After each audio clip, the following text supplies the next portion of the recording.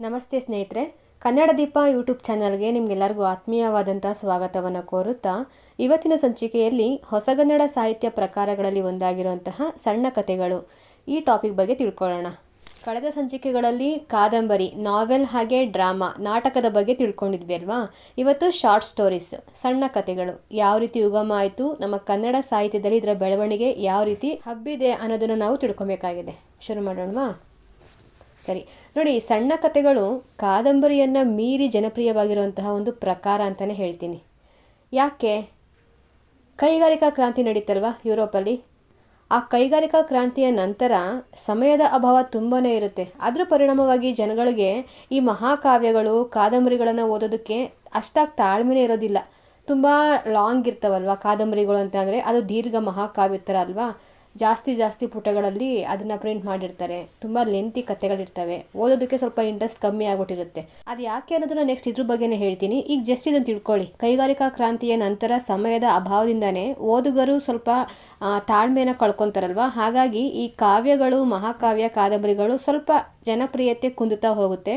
ಇಂಥ ಕೊರತೆಯನ್ನು ತಿಳ್ಕೊಂಡಂತಹ ನಮ್ಮ ಲೇಖಕಿಯರು, ಕವಯಿತ್ರಿಯರು, ಹಾಗೆ ಆಗಿನ ಕಾಲಘಟ್ಟದಲ್ಲಿ ಜನಸಾಮಾನ್ಯರಿಗಿದ್ದಂಥ ಮನಸ್ಥಿತಿಯನ್ನು ಗಮನದಲ್ಲಿಟ್ಕೊಂಡು ಈ ಸಣ್ಣ ಕಥೆಗಳು ಅನ್ನೋ ಒಂದು ಸಾಹಿತ್ಯ ಪ್ರಕಾರ ಹುಟ್ಕೊಳ್ಳುತ್ತೆ. ಸಾಹಿತ್ಯ ರಚನೆಗೆ ಇದು ಹೆಚ್ಚು ಪ್ರೋತ್ಸಾಹವನ್ನು ಕೊಟ್ಟಂಗಾಗುತ್ತೆ. ಸರಿಸುಮಾರು 1900ರಿಂದ ಕನ್ನಡ ಸಾಹಿತ್ಯದ ಸಣ್ಣ ಕಥೆಗಳ ಹುಟ್ಟನ್ನ ನಾವು ಗಮನಿಸ್ಬೋದು. ಹಾಗಿದ್ರೆ ಇದಕ್ಕೂ ಮುಂಚೆ ನಮ್ಮ ಕನ್ನಡ ಸಾಹಿತ್ಯದಲ್ಲಿ ಈ ಸಣ್ಣ ಕಥೆಗಳು ಅಂತ ಏನು ಇರಲಿಲ್ವಾ ಅಂತ ಅಂದರೆ ಖಂಡಿತವಾಗ್ಲೂ ಇತ್ತು. ಯಾಕಿರಲಿಲ್ಲ? ಜಾನಪದ ಕಥೆಗಳು ಅಂತ ನಮ್ಮಲ್ಲಿ ಇತ್ತಲ್ವಾ. ನಾವೇನು ಅಂದ್ಕೊಂಡಿದ್ದೀವಿ, ಅದು ಕೇವಲ ಕಾಲಹರಣಕ್ಕೋಸ್ಕರ ಅಂತ ಅನ್ಕೊಂಡ್ಬಿಟ್ಟಿದ್ದೀವಿ. ಆದರೆ ಬರೀ ಅಷ್ಟಕ್ಕೆ ಅಲ್ಲ, ಅದರಲ್ಲಿ ನೀತಿ ಕಥೆಗಳು ಬರ್ತವೆ, ಮೋಜಿನ ಕಥೆಗಳು ಬರ್ತವೆ, ಸೋಜಿಗದ ಕಥೆಗಳು ಬರ್ತವೆ, ಸಾಹಸದ ಕಥೆಗಳು ಬರ್ತವೆ, ಕಳ್ಳಕಾಕರ ಕಥೆಗಳು, ರಾಜರಾಣಿಯರ ಕಥೆಗಳು, ಕಾಗಕ್ಕ ಗೂಬಕ್ಕನ ಕಥೆಗಳು, ಹೀಗೆ ಅಗಣಿತ ವಸ್ತುಗಳು ಇಲ್ಲಿ ಕಥೆಗಳಾಗಿ ಅಡಕಾಗೋಗ್ಬಿಟ್ಟಿದ್ದಾವೆ. ಇಂಥದ್ದೇ ವಸ್ತು ಬೇಕು ಅಂತ ಏನಿಲ್ಲ. ಎಂಥ ವಸ್ತುಗಳ ಮೇಲೂ ಕೂಡ, ಈ ಪ್ರಾಣಿ ಪಕ್ಷಿಗಳ ಮೇಲೂ ಕೂಡ ಇಲ್ಲಿ ಕಥೆಗಳನ್ನು ಕಟ್ತಾರೆ. ಅದು ಜನತೆಯನ್ನು ತಿಡೋದಕ್ಕೋಸ್ಕರ ಲೋಕ ವ್ಯವಹಾರದ ಜ್ಞಾನವನ್ನು ಜನತೆಗೆ ಕೊಡುವಂಥ ರೀತಿಯಲ್ಲಿ ಜಾನಪದ ಕಥೆಗಳು ಸೃಷ್ಟಿಯಾಗ್ತಾ ಇತ್ತು. ಬಾಯಿಂದ ಬಾಯಿಗೆ ಹರಿದು ಬಂದಿರುವಂತಹ ಸಾಹಿತ್ಯ ಆಗಿರೋದ್ರಿಂದ ಇಲ್ಲಿ ಜನಪದರಲ್ಲಿ ಕಥೆಗಳ ಹೊಳೆನೇ ಹರಿದುಬಿಟ್ಟಿದೆ ಅಂತಲೇ ಹೇಳ್ಬೋದು. ಜಾನಪದ ಸಾಹಿತ್ಯ ಒಂದು ಕುರುಹು ದಾಖಲೆಯನ್ನೇ ಸೃಷ್ಟಿ ಮಾಡಿಬಿಟ್ಟಿದೆ. ಇಲ್ಲೂ ಕೂಡ ಕಥೆಗಳು ಇದ್ದಾವೆ ಅನ್ನೋದಕ್ಕೆ. ಇದಕ್ಕೂ ಮುಂಚೆ ನೋಡಿ, ಪ್ರಾಚೀನ ಸಾಹಿತ್ಯ ಇತ್ತಲ್ವಾ.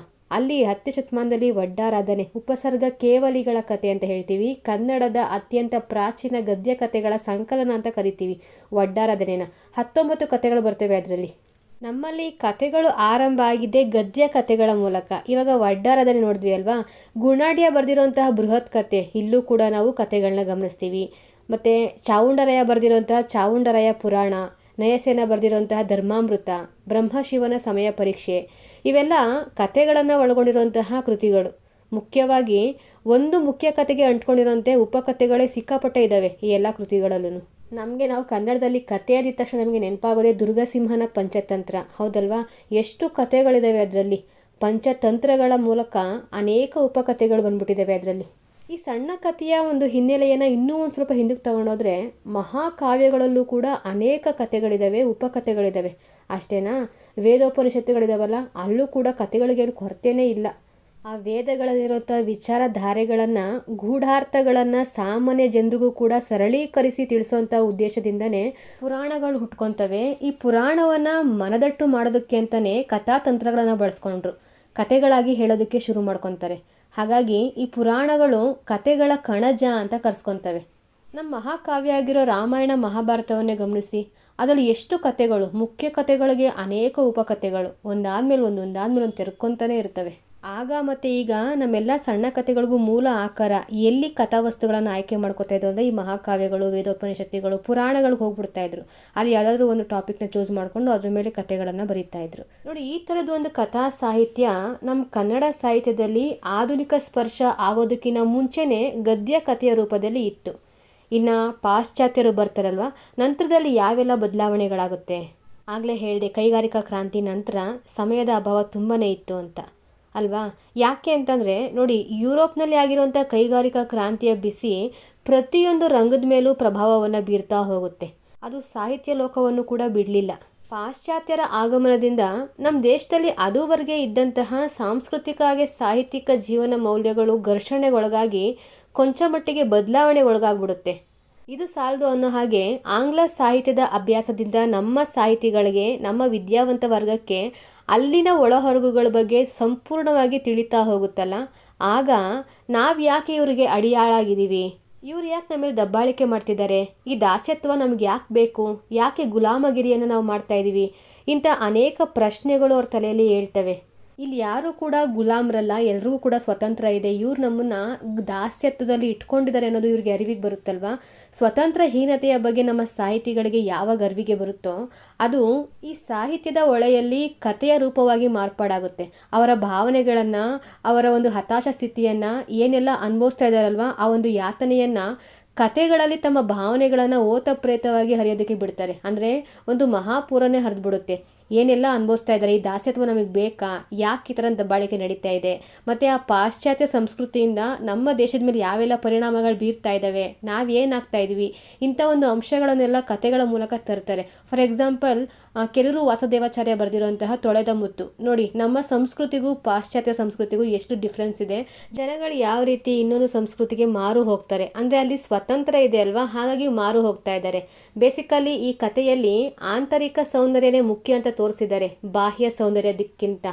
ಆಂತರಿಕ ಸೌಂದರ್ಯ ಅಂದರೆ ನಮ್ಮ ಸಂಸ್ಕೃತಿ, ಬಾಹ್ಯ ಸೌಂದರ್ಯ ಅಂತಂದರೆ ಅದು ಪಾಶ್ಚಾತ್ಯ ಸಂಸ್ಕೃತಿ. ನೆಕ್ಸ್ಟ್ ಈ ಕತೆ ಹೇಳ್ತೀನಲ್ಲ ಅವಾಗ ಗೊತ್ತಾಗುತ್ತೆ ನಿಮಗೆ, ಓಕೆನಾ. ಇಲ್ಲಿ ಒಟ್ಟಾರೆ ಭೀಕರ ಮಹಾಯುದ್ಧದಿಂದಾಗಿ ಜೀವನ ಅಂದ್ರೇನು ಅಂತ ಜನಗಳಿಗೆ ಅರ್ಥ ಆಗುತ್ತಲ್ವ, ಅದ್ರ ಬಗ್ಗೆ ಜನಸಾಮಾನ್ಯರಿಗೂ ಕೂಡ ತಿಳಿಸೋದಕ್ಕೆ ನಮ್ಮ ಸಾಹಿತಿಗಳು ಹರಸಾಹಸ ಪಡ್ತಾರೆ.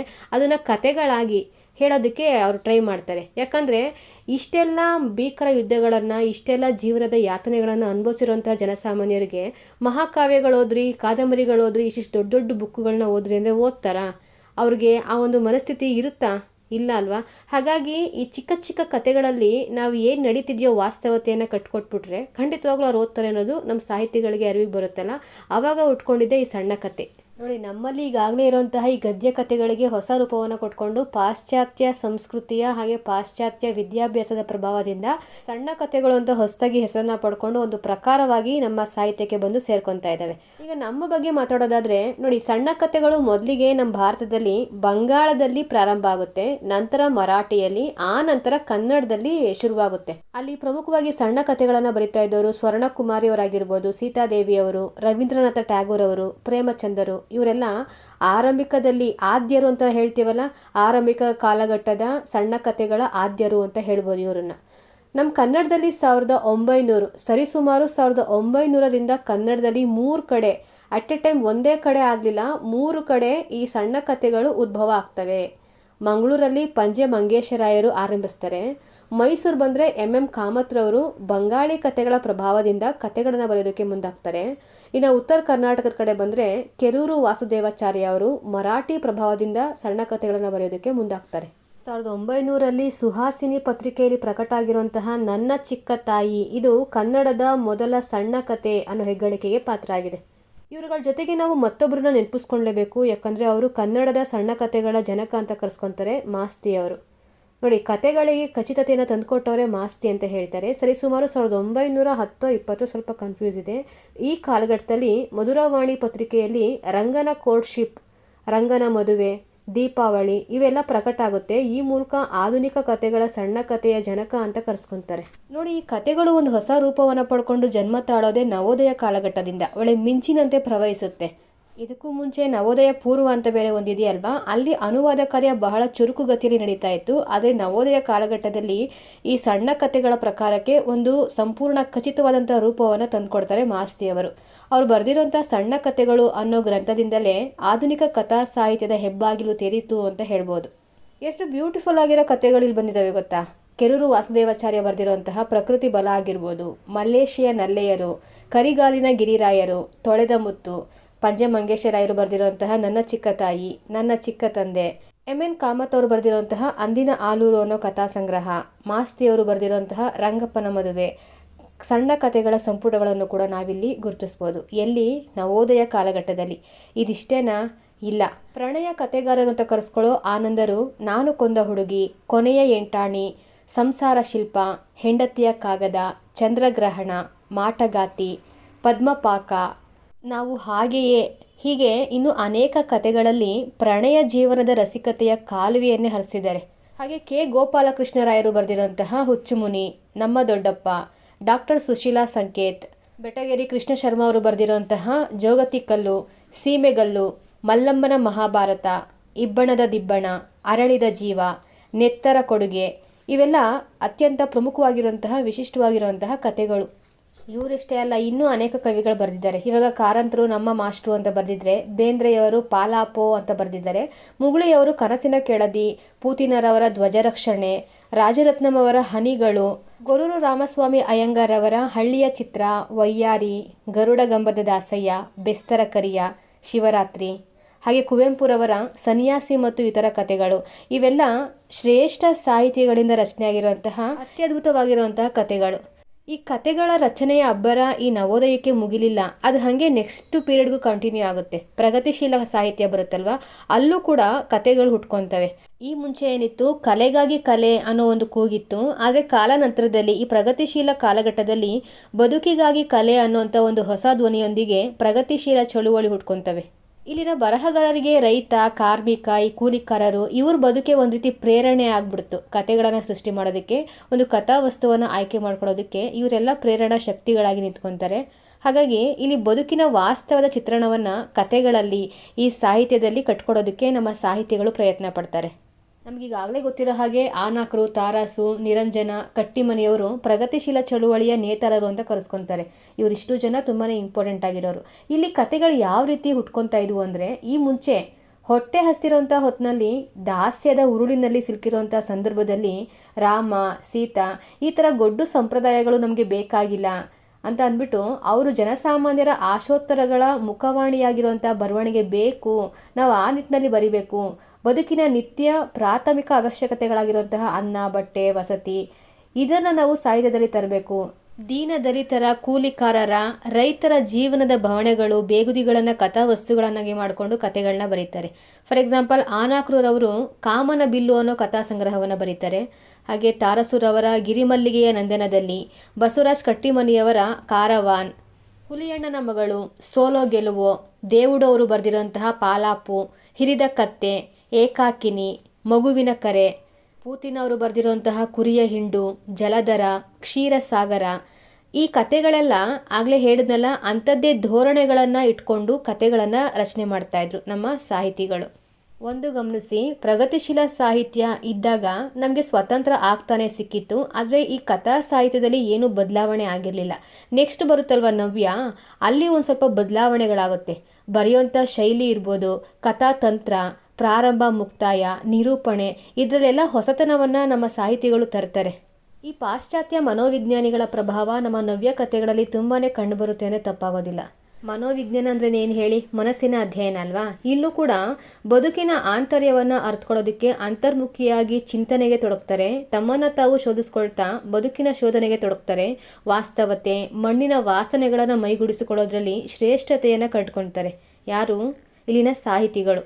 ಹೊಸ ಹೊಸ ಆಲೋಚನೆಗಳ ದಿಕ್ಕು, ಹೊಸ ಸಂವೇದನೆ, ಪ್ರಾಮಾಣಿಕ ಅಭಿವ್ಯಕ್ತಿ, ನಿಗೂಢತೆ, ಅಜ್ಞಾತ ಚಿತ್ತದ ಬಗೆಗಿನ ನವೀನ ಪ್ರಜ್ಞೆ, ಆತ್ಮಾರತಿ ಇವೆಲ್ಲ ನವ್ಯ ಕಥೆಗಳ ಪ್ರಮುಖ ಲಕ್ಷಣಗಳಾಗಿ ಕಾಣಿಸ್ಕೊತವೆ. ಈ ಲಕ್ಷಣಗಳನ್ನು ಒಳಗೊಂಡಿರುವಂಥ ಕಥೆಗಳು ಯಾವ ಥರ ಇರ್ಬೋದು ಅನ್ನೋದಕ್ಕೆ ಈ ನವ್ಯ ಮಾರ್ಗದಲ್ಲಿ ಹುಟ್ಕೊಂಡಿರುವಂಥ ಕಥೆಗಳನ್ನು ಓದಲೇಬೇಕು.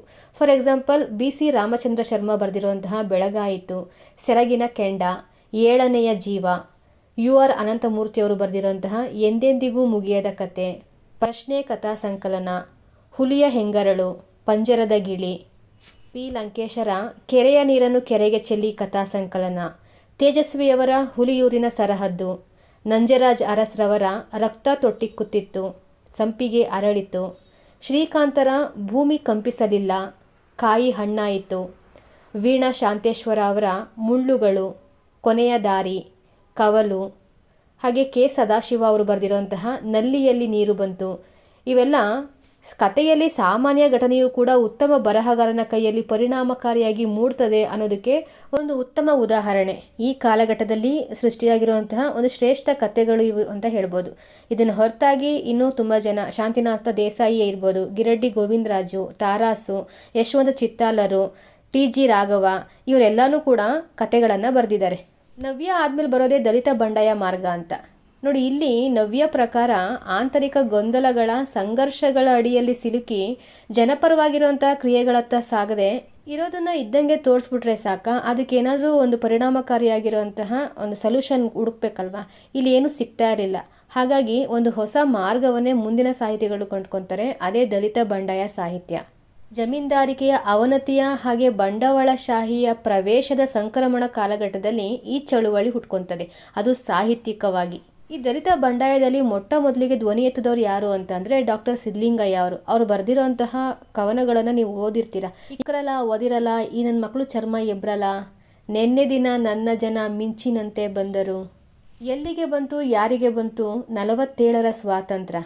ನೋಡಿ, ಇಂಥ ಕವಿತೆಗಳು, ಇವರು ಬರೆದಿರೋಂಥ ಕವಿತೆಗಳಲ್ಲಿ ಈ ದಲಿತರನ್ನ ಎಷ್ಟು ಕೆಟ್ಟದಾಗಿ ನಡ್ಸ್ಕೊತಾ ಇದ್ರು ಅಂದಿನ ಸಮಾಜದಲ್ಲಿ ಅನ್ನೋದಕ್ಕೆ ಆ ಧ್ವನಿ, ದಲಿತ ಬಂಡಾಯ ಧ್ವನಿ ಇದು ಎದ್ದು ಕಾಣಿಸುತ್ತೆ, ನಮಗೆ ಕೇಳಿಸುತ್ತೆ. ಯಾರಿಗೂ ಹೆದರದಂಗೆ ಇಲ್ಲಿ ಪ್ರಶ್ನೆಗಳನ್ನ ಮಾಡ್ತಾರೆ. ನಮ್ಮ ಸಮಾಜದ ವ್ಯವಸ್ಥೆಯಲ್ಲಿರುವಂತಹ ಅನೀತಿಗಳನ್ನು, ಹಳಸಲು ರೀತಿಗಳನ್ನು ಪ್ರಶ್ನಿಸುವಂತಹ, ಅದಕ್ಕೆ ಉತ್ತರ ಕೊಡುವಂತಹ ಎದೆಗಾರಿಕೆಯ ಗುಣವನ್ನೇ ನಾವಿಲ್ಲಿ ಬಂಡಾಯ ಅಂತ ಕರೆಯೋದು. ಆ ಸಾಂಪ್ರದಾಯಿಕ ಸಾಹಿತ್ಯಿಕ ಚೌಕಟ್ಟನ್ನು ಮುರಿದಾಕಿ ಹೊಸ ದಿಕ್ಕಿನತ್ತ, ಜನಪರದ ಬದುಕಿನತ್ತ ಸಾಗಿ ಅನೇಕ ಸಾಹಿತಿಗಳನ್ನು ತನ್ನ ಕಡೆಗೆ ಸೆಳೆದುಕೊತಾರೆ.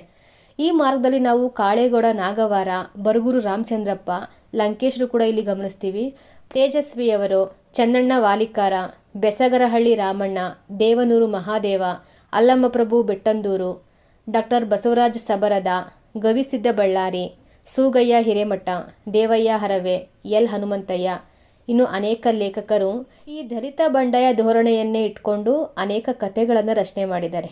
ಇತ್ತೀಚೆಗಂತೂ ಈ ಎಲ್ಲ ಕಾಲಘಟ್ಟದಲ್ಲೂ ಯಾವೆಲ್ಲ ವಿಷಯಾಂಶಗಳಿದಾವಲ್ಲ ಅದೇ ಕಥೆಗಳಾಗಿ ಬರ್ತಾ ಇದ್ದಾವೆ. ಗಮನಿಸಿ, ಆಧುನಿಕ ಕಥೆಗಳಂತ ಒಂದ್ಸತಿ ನೋಡಿದಾಗ ಎಲ್ಲ ಅಂಶಗಳನ್ನು ಕೂಡ ನಾವು ಕಥೆಗಳಲ್ಲಿ ಗಮನಿಸ್ತೀವಿ. ಒಟ್ಟಾರೆಯಾಗಿ ಹೇಳಬೇಕು ಅಂತಂದರೆ ನಮ್ಮ ಈ ಕಥಾ ಸಾಹಿತ್ಯ ಪ್ರಾಚೀನ ಕಾಲದಿಂದಲೂ ಕೂಡ ಇಲ್ಲಿವರೆಗೂ ಆಧುನಿಕ ಯುಗದಲ್ಲೂ ಕೂಡ ಹೊಸ ಹೊಸ ರೂಪಗಳನ್ನು ಪಡ್ಕೊಂಡು ತುಂಬ ಸಮೃದ್ಧವಾಗಿ ಬೆಳೆದಿದೆ. ಸರಿ, ಇಲ್ಲಿವರೆಗೆ ನಾವು ಕಥಾ ಪ್ರಕಾರದ ಬೆಳವಣಿಗೆಯನ್ನು ನೋಡಿದ್ವಿ. ಕತೆ ಅಂದರೆ ಏನು ತಿಳ್ಕೊಂಡ್ವಾ? ಇಲ್ಲ. ಕಥೆ ಅನ್ನೋದು ಕಥಾ ಎಂಬ ಧಾತುವಿನಿಂದ ನಿಷ್ಪನ್ನವನ್ನು ಹೊಂದಿದೆ. ಅದರ ಅರ್ಥ ಹೇಳು ಅಂತ ಅರ್ಥ. ಎಸ್.ವಿ. ರಂಗಣ್ಣ ಅವರು ಹೇಳ್ತಾರೆ, ಕತೆ ಎಂಬುದು ಸ್ವಾಭಾವಿಕವಾಗಿ ಇಚ್ಛೆ ಬಂದಂತೆ ಲವಲವಿಕೆಯಿಂದ ನಡೆದಾಡುತ್ತಿರುವ ಸಾಹಿತ್ಯ. ವಿಶೇಷ ನಿರ್ದಿಷ್ಟ ನಿಯಮಗಳ ಹಂಗೆ ಅದಕ್ಕಿಲ್ಲ. ಅವರೇ ಮುಂದುವರಿದು, ಸಣ್ಣ ಕಥೆಯು ಕರೆದೊಯ್ಯುವ ಚಾಕಚಕ್ಯತೆಯನ್ನು ಹೊಂದಿರಬೇಕು, ಭಾವನೆಗಳನ್ನು ಬಡಿದೆಬ್ಬಿಸಬೇಕು, ವಿಚಾರಕ್ಕೆ ತೊಡಗಿಸುವವರ ಜೊತೆಗೆ ಆನಂದವನ್ನು ನೀಡುವ ಸಾಮರ್ಥ್ಯವನ್ನು ಪಡೆದಿರಬೇಕು ಅಂತ ಹೇಳ್ತಾರೆ. ಎಲ್ಲ ಪ್ರಕಾರಗಳ ಥರ ಅಲ್ಲ ಈ ಕತೆ, ಒಂದು ಸ್ವಲ್ಪ ಡಿಫ್ರೆಂಟು. ಯಾಕೆಂದರೆ ಒಂದೇ ಬಾರಿಗೆ ಅಂದರೆ ಅರ್ಧ ಗಂಟೆಯಿಂದ 1 ಅವರ್ ಅಥವಾ 2 ಗಂಟೆಯ ಒಳಗೆ ಓದಿ ಮುಗಿಸಬಹುದಾದಂತಹ ಗದ್ಯ ಕಥನವನ್ನು ನಾವು ಸಣ್ಣ ಕಥೆಗಳು ಅಂತ ಕರಿತೀವಿ. ಕೆಲವೇ ಪಾತ್ರಗಳು, ಒಂದೇ ಘಟನೆ, ಒಂದೇ ಭಾವನೆ ಅಥವಾ ಒಂದೇ ಪ್ರಸಂಗದಿಂದ ಅನೇಕ ಭಾವನೆಗಳನ್ನು ಕುರಿತು ಹೇಳಲ್ಪಟ್ಟಿರುವಂಥದ್ದೇ ಸಣ್ಣ ಕತೆ.